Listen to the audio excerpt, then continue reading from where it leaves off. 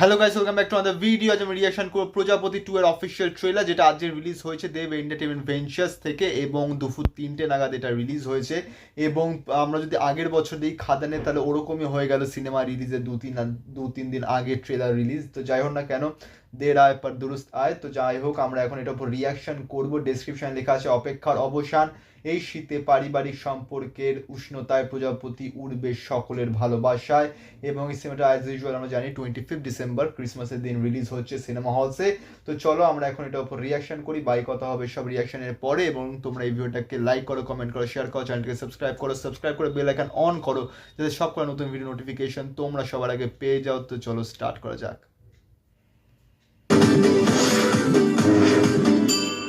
সবার ভাগ্যে ভগবান দর্শন হয় না রে। হ্যাঁ, রোজ তো গঙ্গায় ডুব দিচ্ছ, ছেলে তো বিয়ে হচ্ছে না। আমিও তো চাই লন্ডনের মতন জায়গায় আমার একটা রেস্টুরেন্ট হোক। বাঙালকে লন্ডন দেখাচ্ছে, এই বাড়ি ছেড়ে আমি এক পাও যাব না। মরতে হলে আমি এখানেই মরবো। একদম ঠিক। কি বললি? মুখ ফসকে বেরিয়ে গেছে। তুই তো ওখানে কাজ করবি, মিমকে মানুষ করবে কি? তুমি কাকে বেশি ভালোবাসো পাপা, আমাকে না মামাকে? মাম্মাস গার্ল, মিম মিম। আমার কথা শোন, তুই একটা বিয়ে করে নে। কথায় বলে জন্ম মৃত্যু বিয়ে, আমি বলি পাত্রী খুঁজুন লন্ডনে কি। এবার এক নতুন গল্প। বিয়ার ফুল রে প্রজাপতি বসলে গায়েতে। প্রজাপতি কিন্তু টাইটেল ট্র্যাকটা কিন্তু জিৎ গাঙ্গুলির হেভি মানে ট্রেন্ডিং হয়েছে, অনেকে রিলস বানিয়েছে এবং দেবদা নিজের ফেসবুক পেজে সেগুলোকে শেয়ারও করেছে। আবার আপনার হাতে জাদু আছে স্যার, দারুণ হয়েছে। চিনলে কি করে? তুই তো সারাদিন থাকিস 5 ফোড়ন আর কালো জিরে নিয়ে। আসল হিরেকে চিনতে আমি ভুল করিনি। যোজনা 7 পাক।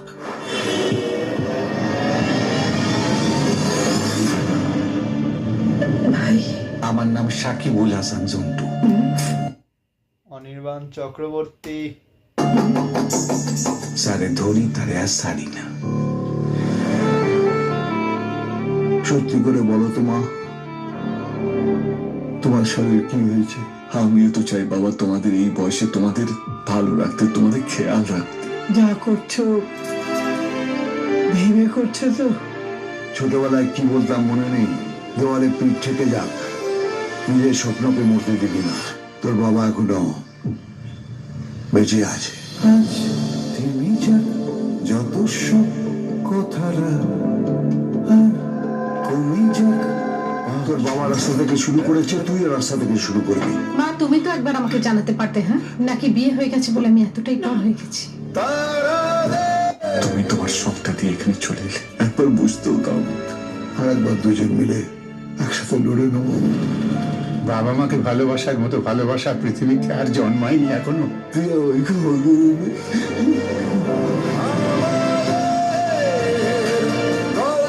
তুমি তো বলতে মধ্যবিত্ত পরিবার শুধু টাকায় চলে না বাবা, আবেগেও চলে।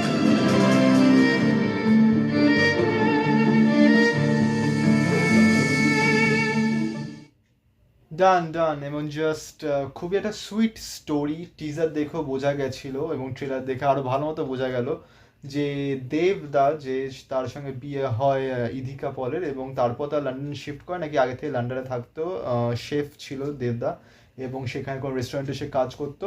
এবং দেন যাই হোক না কেন, তার মানে মা বাবাকে সে নিয়ে যেতে চেয়েছিল লন্ডনে, কিন্তু বাবা যাচ্ছিল না লন্ডনে, যে না সে তার পৈতৃক ভিটেতেই থাকবে, মরলে ওখান থেকেই মরবে। কিন্তু দেন ইধিকা পলের মানে যে ক্যারেক্টারটা, সেটা ডেথ হয়ে যায়। এবার সেটা কি রিজন, সেটা তো সিনেমা দেখলে বোঝা যাবে। যতদূর মনে হচ্ছে যে বাচ্চা জন্ম দিতে গিয়েই সেই ক্যারেক্টারটা মারা যায়।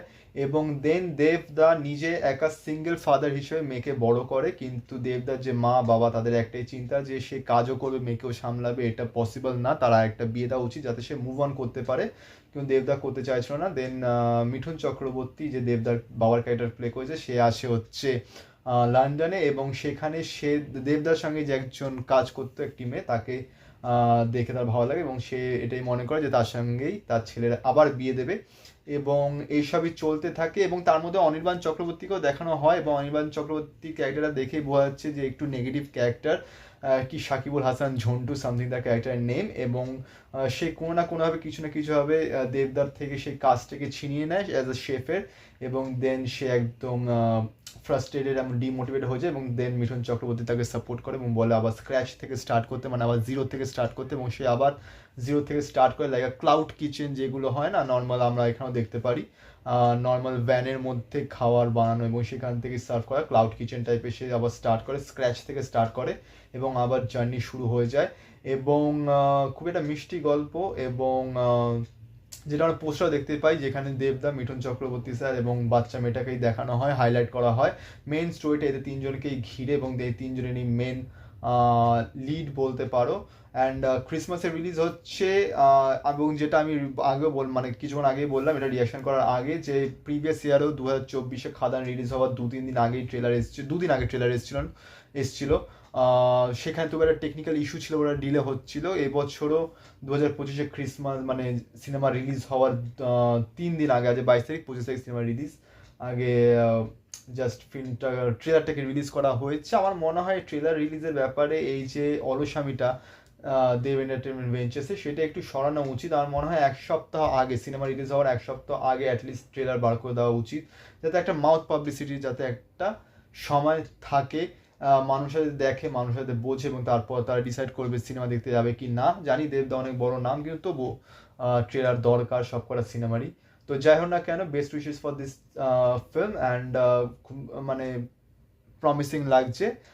সেরকম ধামাকাদার মাসালা মুভি মাস্ট কাইন্ড অফ না, একটা ছোট্ট সিম্পল ফ্যামিলির গল্প, এবং সেটাকে বড় পর্দায় দেখা যাবে খুবই শীঘ্রই। সো আমার তো ভালো লেগেছে, তোমাদের কেমন হয়েছে সেটা নিশ্চয়ই জানিও। এবং এই ভিডিওটা ভালো লাগলে ভিডিওটাকে লাইক করো, কমেন্ট করো, শেয়ার করো, চ্যানেলটাকে সাবস্ক্রাইব করে বেল আইকন অন করো, এবং বেল আইকন অন করে অলে প্রেস করো, যাতে সকলের নতুন ভিডিও নোটিফিকেশন তোমরা সবার আগে পেয়ে যাও। তো দেখা যাচ্ছে পরের ভিডিওতে। Thank you so much.